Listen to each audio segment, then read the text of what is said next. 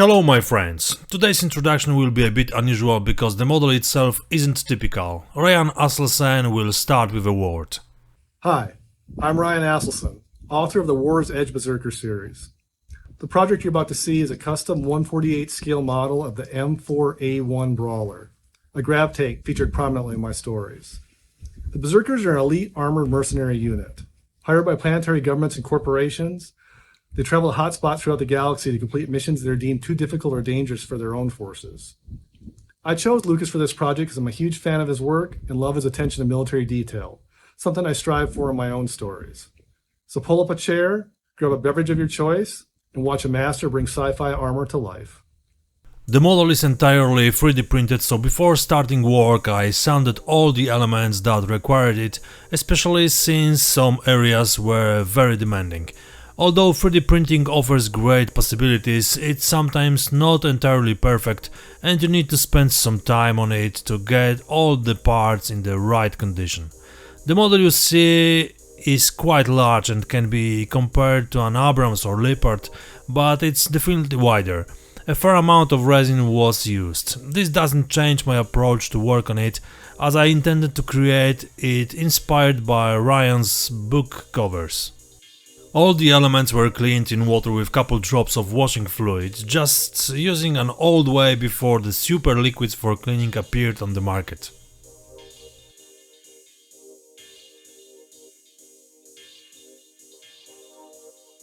I created the anti-slip surfaces using my tried and true method from previous models. Acrylic paint plus sand from the AK Interactive set and the effect was ready. If you are wondering why I choose blue, the only reason I did it was because it looks good in the photos and on the film, nothing more.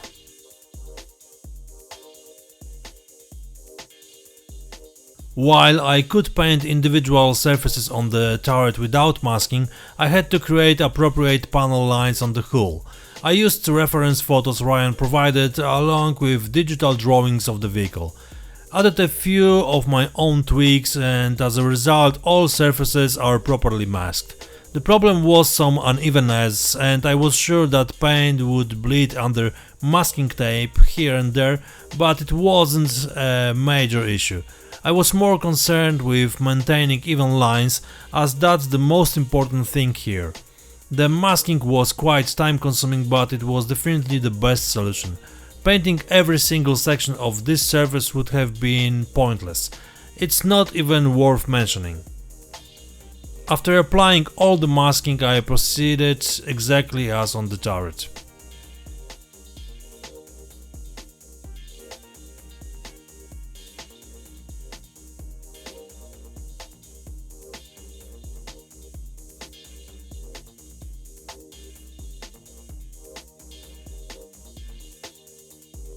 Removing the tape is practically a formality as it's 10 times faster than applying it. Of course, my concerns about paint seeping under the tape proved to be true and I had to waste some time fixing these imperfections.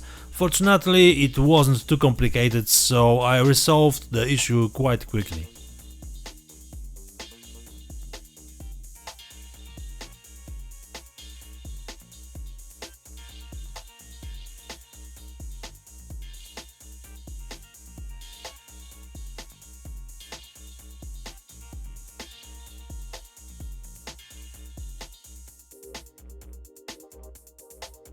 Aside from the anti-slip surfaces, the model doesn't have any other eye-catching extras. I only added a socket and a metal antenna to the rear of the turret. Everything else is from the box, if you can call it that.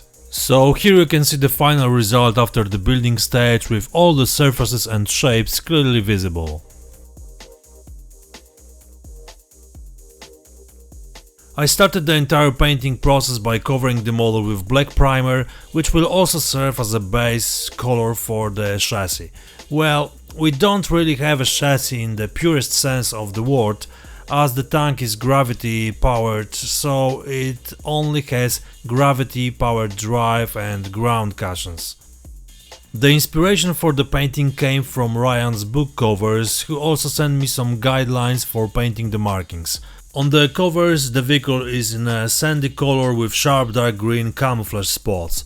For me, this is a great guidepost for the direction I should take when painting the model.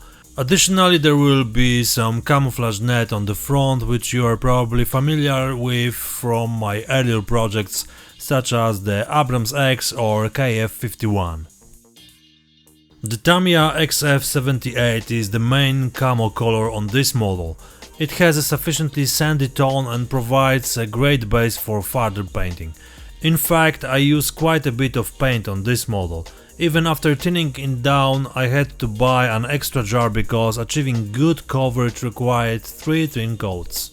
I also added a few highlights to individual elements by adding a little XF15 to the base color. I deliberately used this shade because using white or ivory would have broken up the color too much, which I didn't want. Once the paints dried, which happened quite quickly, I began masking to paint the green camouflage. Once again, I spent quite a bit of time on this, but I knew the effect was worth the effort. For such a demanding model, or more precisely such demanding surfaces, it's worth using good masking tape. Tamiya played a key role here as a proven and reliable product. Filling the surface to cover the base color was simple, using ordinary painter's tape available at any home building store.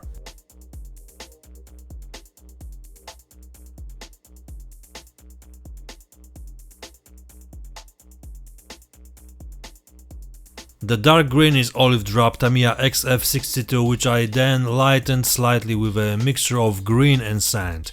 The effect is quite great.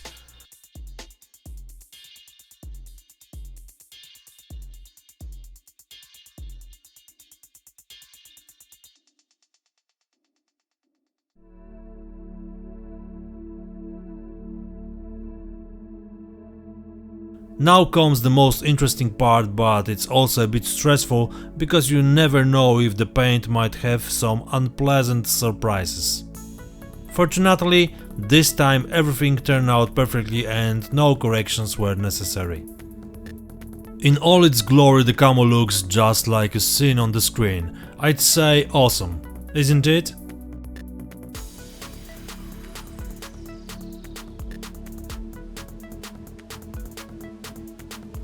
One of the Ryan's painting recommendations was the Berserker markings on the side weapon pylons. I had a pattern to copy onto the model and all I had to do was simply paint it. I decided to airbrush the circle using a stencil, and the rest, including the red outline and the sign itself, would be painted by hand. To make things easier, I used a VMS retarder, which significantly slowed the drying time of the red paint while also allowing for extended periods of brushwork. Painting wasn't particularly difficult, but I kept thinking I couldn't make a mistake, otherwise the entire sign would have to be painted again.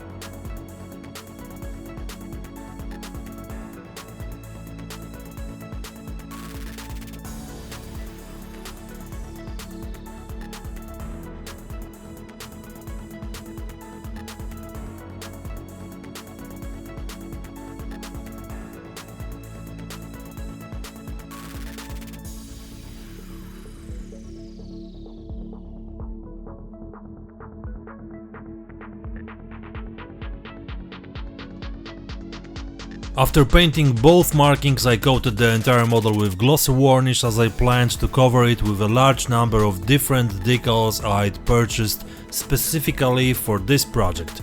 These are from Green Stuff and I have a total of 4 A5 sized sheets. All are designed for sci-fi vehicle models and I found many that would fit this tank without any problems. The various sizes and colors offer a wide range of options for creating an interesting looking kit. They include tactical numbers, operational descriptions, vehicle names and various symbols that can be easily used to enhance the miniature. Application was quite simple and thanks to VMS decal fluids everything went smoothly. Finally, I coated the entire model with glossy varnish, thus preparing the model for the weathering stage.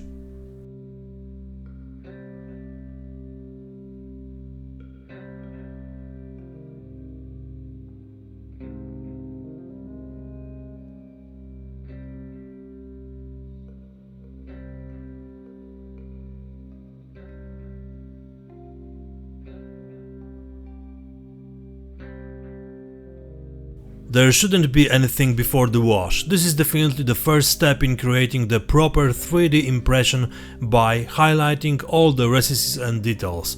Creating artificial shadows is necessary on models because they don't reflect enough light to create the desired effect. Therefore, it's worth spending some time on this step, choosing the right paint color. It's also worth using this time to create additional effects that can be achieved with the wash. I'm thinking here of streaks and dirty spots. And it's not about leaving the wash unchecked, but about properly arranging the excess paint to create the desired effect. In this model I used what I just mentioned, but to a lesser extent than usual. Oil paints were more useful and I applied them to the model in various ways. From simply applying streaks through rubbing on surfaces, speckling to painting streaks created by dirty water drops.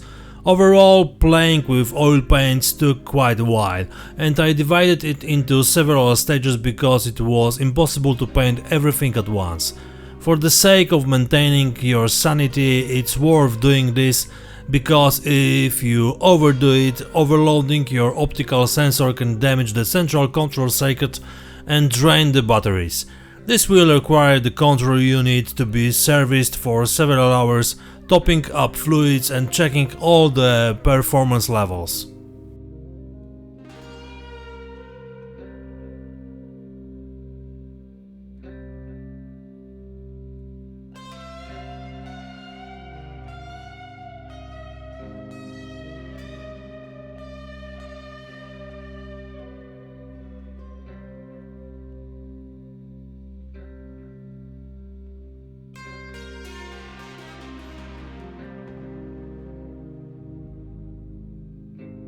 Okay, time to start painting the scratches. For this purpose I am using washable chip and nick paint by VMS, which can be removed with a few drops of water if necessary. This provides opportunity for stress-free painting.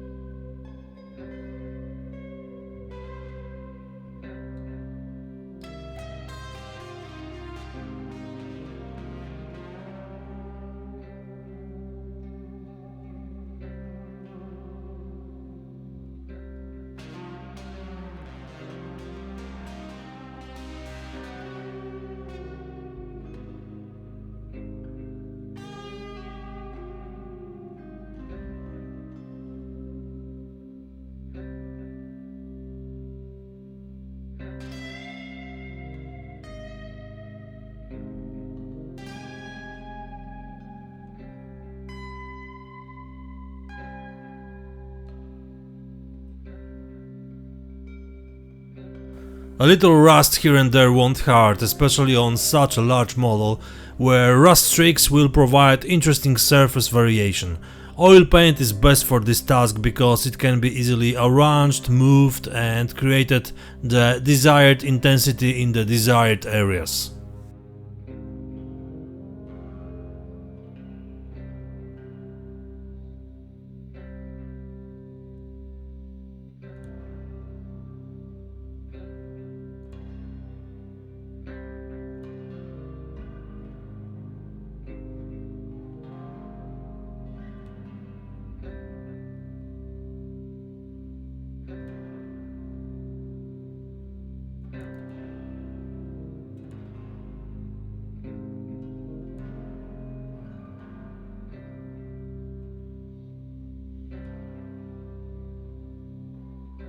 Once I'd painted the rust streaks, I also used a bit of dark paint to create more intense streaks. The method was the same as before and the result was satisfactory. Finally, I sealed the entire model with a matte varnish. A thin layer is sufficient. Now I began painting the dust that settles on the vehicle during normal off-road driving. I started with the underside of the turret. Tamiya buff is best for this task. Thin layers build the desired effects, and you can easily build up the dust layer to the desired thickness.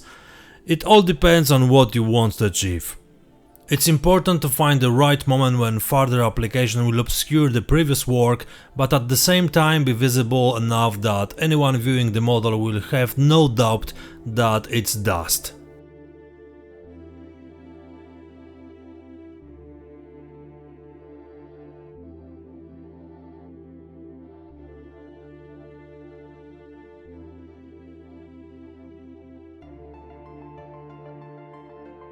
At this stage I could start painting the details. I started by applying transparent paint to the visor lenses.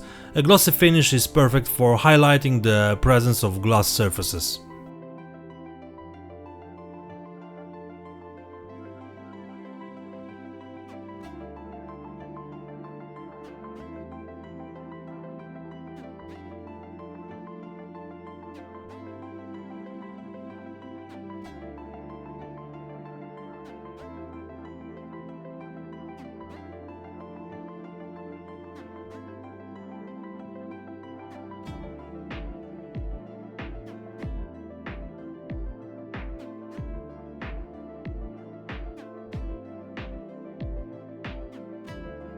The remote control machine gun located on the turret received a slightly metallic look after lightly polishing it with a pencil.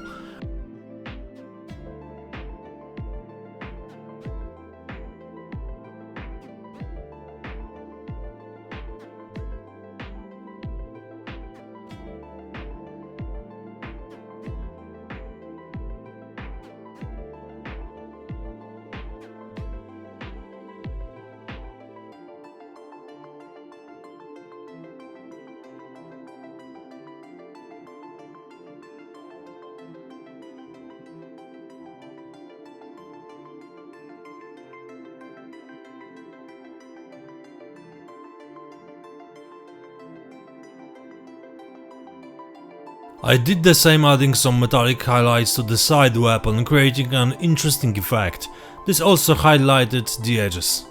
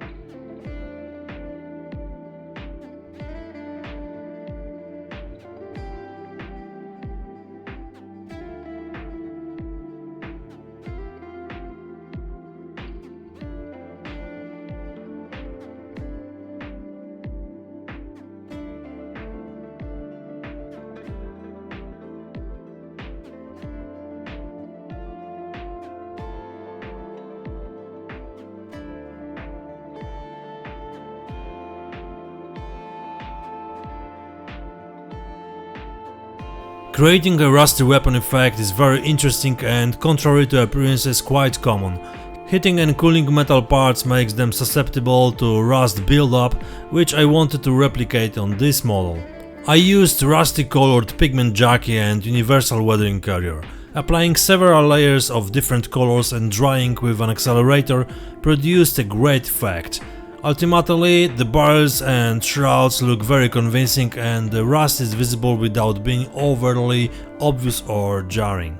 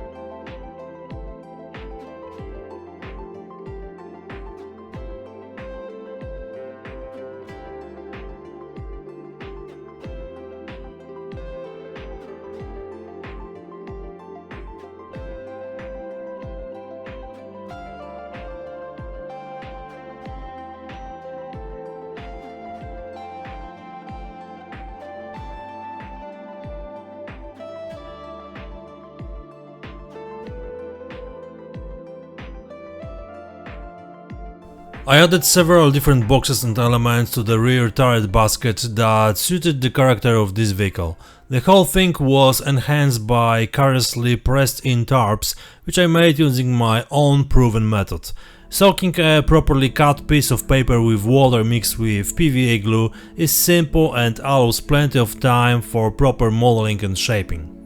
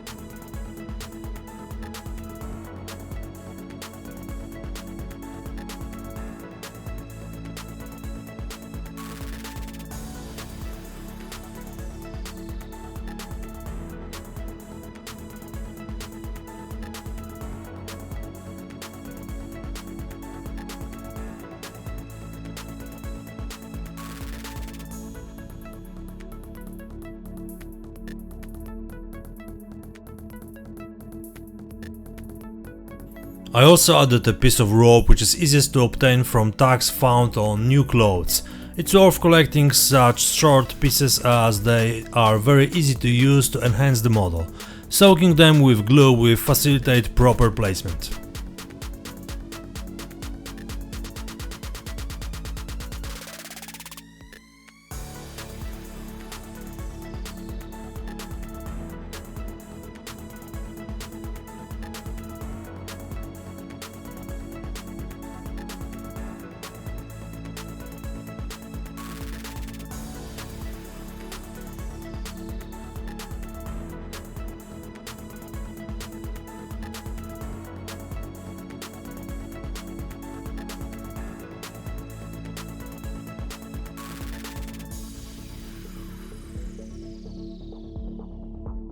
Around the machine gun I placed some shell casings matching the caliber of the weapon.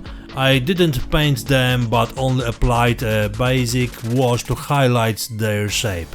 Once they were in place I glued them to the model with a few drops of sand and ballast freeze.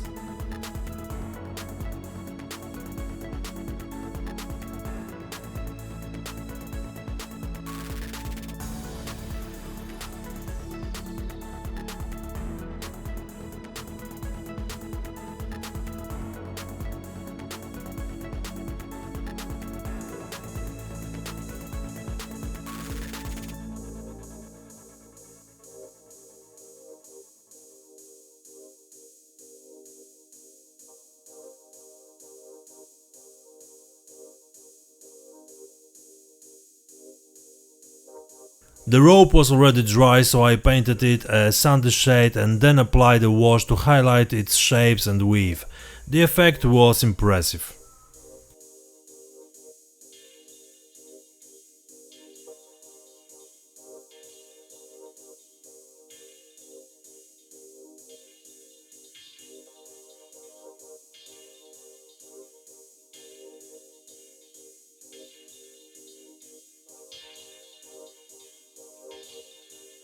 One of the Ryan's recommendations was to partially mask it with camouflage netting, just like I did on the previously mentioned Abrams X and KF51 projects. The base for the camouflage netting was torn tarps, which I tried to arrange in a logical order using the vehicle's structural elements. The paper from which the tarps were made was already slightly soaked for easier placement and adhesion. Of course, I reinforced the whole thing with PVA glue.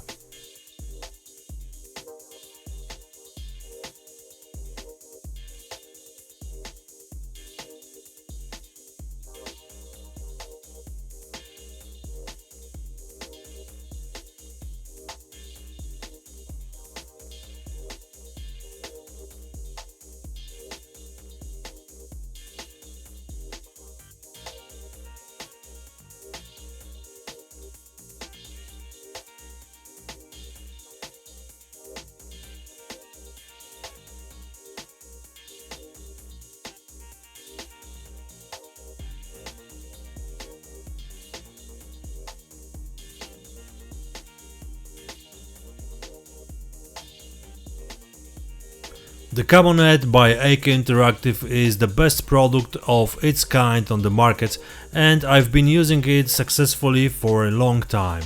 I will use the white version here, but I also considered adding green elements, which I later decided against. The white netting provides excellent contrast. First, you need to stretch it a bit to make the holes uneven, and you can also increase its size. Then tear it into pieces, which will make it easier to lay and will look much more natural. Gluing the individual pieces together is simple and only takes a little time to get everything lined up correctly. In my opinion, this creates a great effect on the model, especially when you have large surfaces to work with.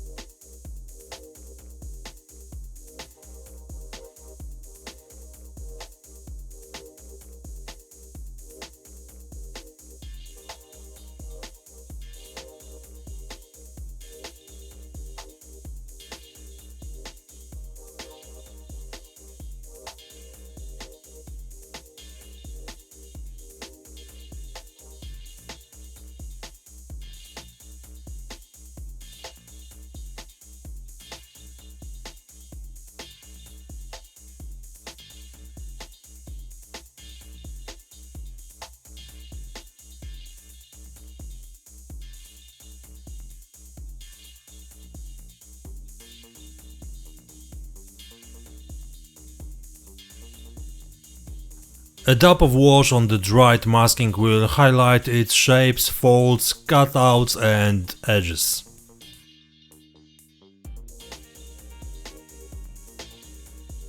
Of course, without wasting time waiting for the wash to dry, I used an accelerator to speed up the process and smoothly move on the next step, dusting. Here I used my trusted dry pigment, which I applied with a medium brush to the model's surfaces. The work was easy, pleasant and enjoyable, but not necessarily clean, as working with pigments always creates a bit of a mess.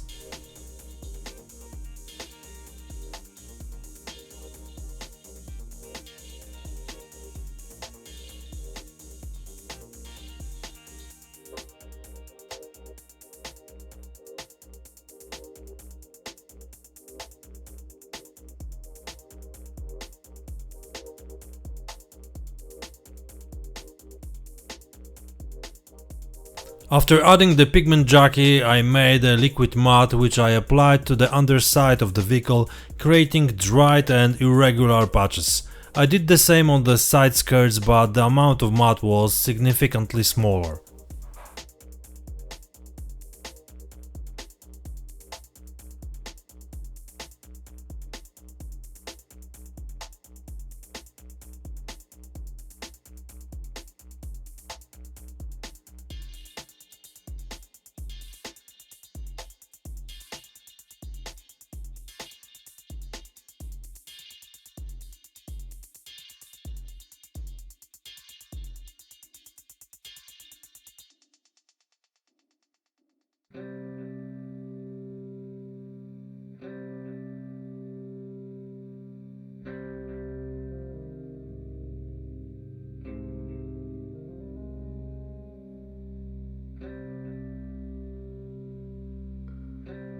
By increasing the density by adding more pigment, I prepared the matte for application as dried marks on the primers. The idea was that the vehicle stationary would settle on the ground on these parts, hence the dried matte marks.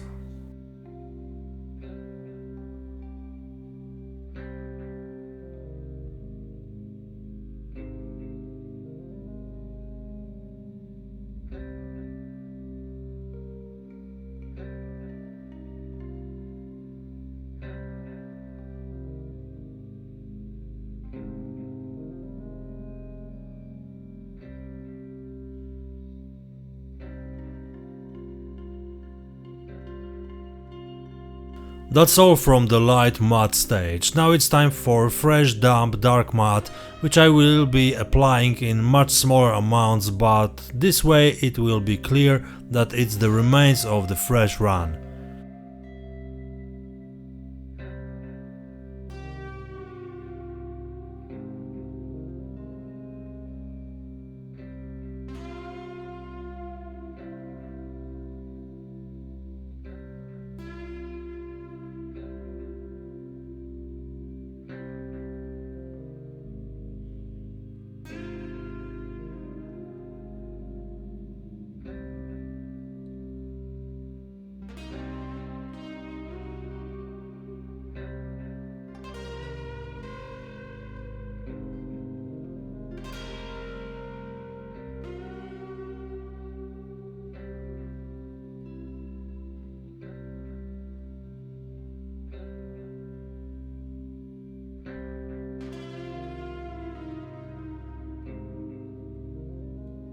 I also enhanced the chassis appearance by adding some fluid leaks. I painted all of them with oil paints. I did the same on the rear plate, painting a large spot of spilled fluid there. I'm deliberately not writing fuel because a gravity tank probably doesn't burn gasoline or diesel, right?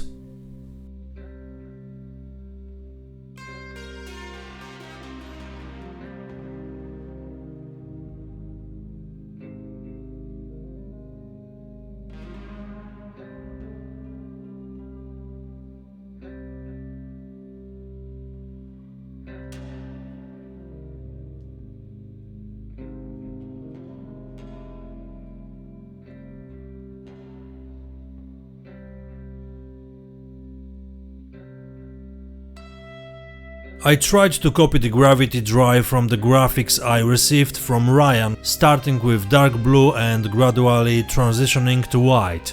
It's difficult effect to achieve, and I think only LED lighting would be able to achieve what's shown on the book cover.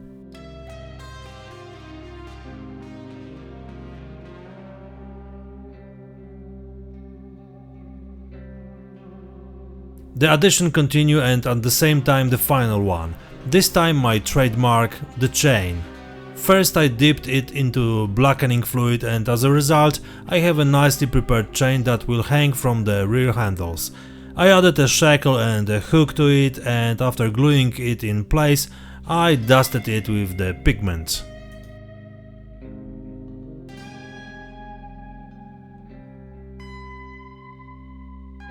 Now it's time to prepare the base, because such a large model can't be left without it.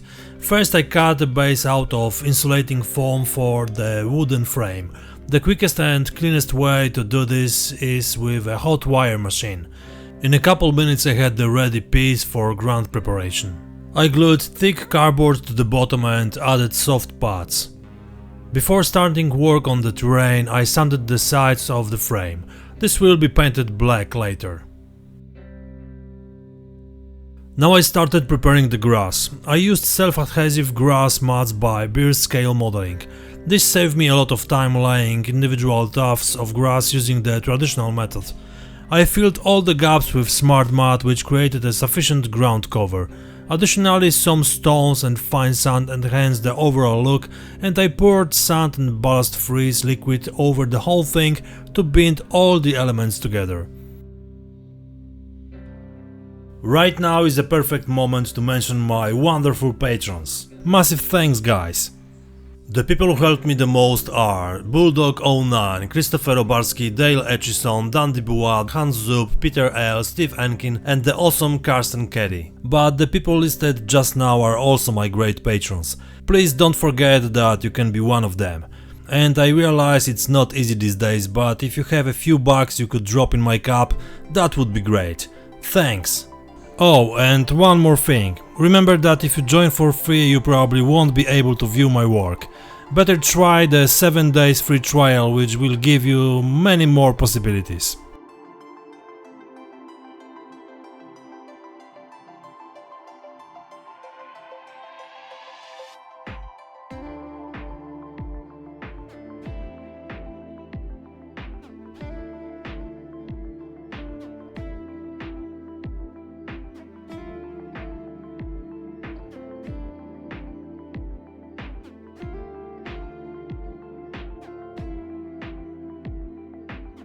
I sprayed the entire base with black paint, which I use as both the base wall color and as the base for the ground. I started painting the grass green, gradually lightening it with the various shades, finishing with yellow, which provides excellent highlights on individual sections.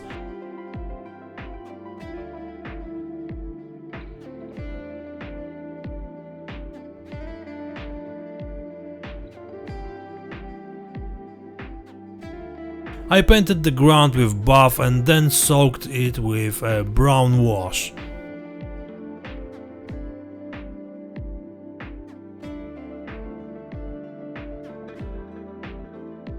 Leaving it to dry completely, I sent my daughter out for some small sticks and used what she brought me to arrange broken tree branches, which I then embellished with bushes.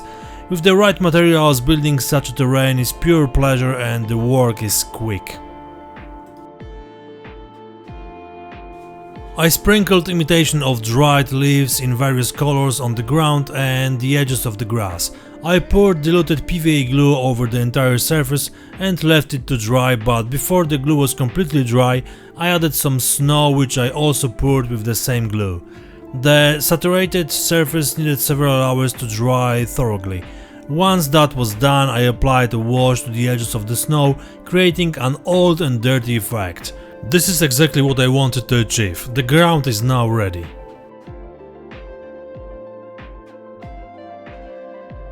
I made the vehicle nameplate at the printing shop and now have it ready to attach to the side of the base. Double-sided tape is sufficient to hold it in place.